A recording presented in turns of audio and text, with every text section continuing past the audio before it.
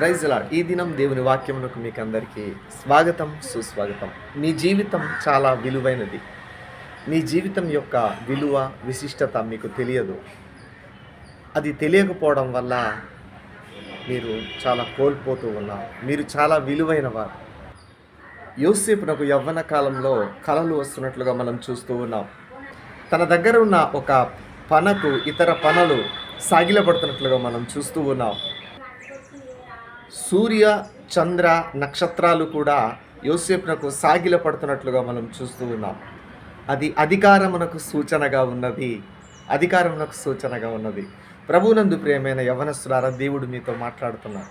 మీరు చాలా విలువైన వారు. మీకు చాలా ఇంకా భవిష్యత్తు ఉంది.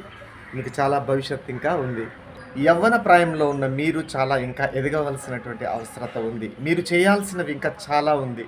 మీరు సాధించాల్సింది ఇంకా చాలా ఉంది. అని యవ్వన ప్రాయంలో మీరు చాలా జాగ్రత్తగా ఉండాలి. ఎందుకు ఈ విషయం నేను చెప్తున్నానంటే, మనం చాలా జాగ్రత్తగా ఉండాలి. దేని విషయంలో జాగ్రత్తగా ఉండాలంటే, యవ్వనస్తులను నాశనం చేయాలని సాతాను కంకణం కట్టుకున్నాడు.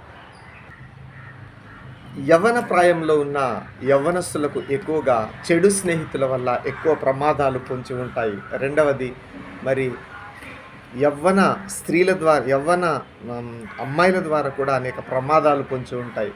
మొన్న నేను హైదరాబాద్ వెళ్ళడం జరిగింది.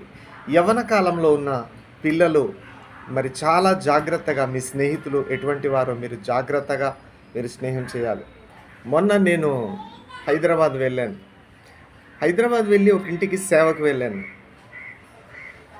సేవకు వెళ్ళినప్పుడు వాళ్ళ డాడీ చాలా పేదరికం నుండి మరి కష్టపడి పైకి వచ్చాడు. సంపాదించి ఇల్లు కట్టుకున్నాడు, సంపాదించాడు, అన్నీ సంపాదించుకున్నాడు. ఆస్తులు సంపాదించుకున్నాడు, ధనము సంపాదించుకున్నాడు, సంసారము ఉంది. అంతేకాకుండా చక్కని మరి అన్ని పనులు చేసుకుంటూ ఒక చిన్న కాంట్రాక్టర్గా, బిల్డర్గా చేస్తూ సేవ కూడా చేస్తూ ఉన్నాడు. చాలా నమ్మదగినవాడు. తమ సొంత ప్రాంతంలో మరి ఒక చర్చి కట్టి చక్కగా తాను హైదరాబాద్లో ఉన్న పుట్టిన ప్రాంతంలో ఒక చర్చి కట్టి, ఒక ఇల్లు కట్టి, వారం వెళ్ళి ఆదివారం ఆరాధన చేసి నడిపించి వస్తూ ఉన్నాడు ఇతను. కానీ సాతాను యవ్వనస్తుడిలో ఎంటర్ అయిపోయాడు. స్నేహితుల ద్వారా ఆ యవ్వనస్తుని జీవితంలోకి ఎంటర్ అయిపోయాడు. తండ్రి జీవితం అంతా ఒకలా ఉంటుంది, కానీ యవ్వనస్తుని జీవితం వేరేలా ఉంది. బహుశా ఆ యవ్వనస్తుడు తల్లిదండ్రుల మాట వినలేదేమో, దేవుని మాట, దేవుని వాక్యము దేవునికి లోబడలేదేమో. చెడు స్నేహితుల ద్వారా అతని జీవితం అర్ధాంతరంగా ఒక పిందె రాలినట్లుగా రాలిపోయాడు. హైదరాబాద్ ఔటర్ రింగ్ రోడ్లో స్నేహితులతో పాటు వెళుతూ, స్నేహితులు డ్రైవింగ్ చేస్తూ ఉంటే కారులో వెళ్తూ ఉండగా భయంకరమైన యాక్సిడెంట్లో 2-3 యవ్వనస్తులు చనిపోయారు. దేవుని మాట, తల్లిదండ్రుల మాట వినని వారి జీవితంలోనికి అకస్మాత్తుగా శాపము వస్తుంది అని దేవుని వాక్యంలో వ్రాయబడి ఉంటుంది. కారు చీకటిలో వారి దీపం వారిపోతూ ఉంది. లెక్క లేనితనంతో ఇష్టానుసారంగా బ్రతుకుతున్నారా యవ్వనస్తురాలా, జాగ్రత్తగా ఆలోచించుకో. దేవుని మాట, తల్లిదండ్రుల మాట వినకపోతే చాలా ప్రమాదంలో పడిపోయే అవకాశం ఉంది. ముందు ఏం ప్రమాదం ఉందో నీకు తెలియదు. జీవితం యొక్క విలువను నువ్వు తెలుసుకో. నీది యవ్వన జీవితం, ఎగిసెగిసి పడే జీవితం, ఆలోచించేంత అనుభవం కూడా నీకు లేకుండొచ్చు.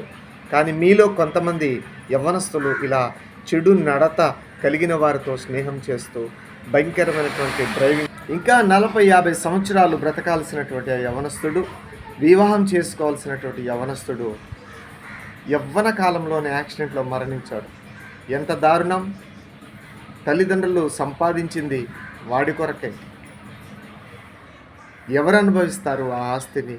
ఆ తల్లిదండ్రులకు కుమారులు ఎవరు తెచ్చిపెడతారు? అతనుండుంటే ఆ తల్లిదండ్రులు 9 మాసాలు మోసిన తల్లి, ఆ కన్న తండ్రి ఎంతో ఆనందంగా ఉండేవాళ్ళు కదా. సాతాను యవనస్తుల్లో దూరిపోతూ ఉన్నాడు. అతని లేని లోటును ఎవరు తీరుస్తారు? ఇంకా 40-50 సంవత్సరాలు బ్రతకాల్సిన వ్యక్తి అర్ధాంతరంగా చనిపోతే ఆ కుటుంబానికి ఎంత క్షోభ.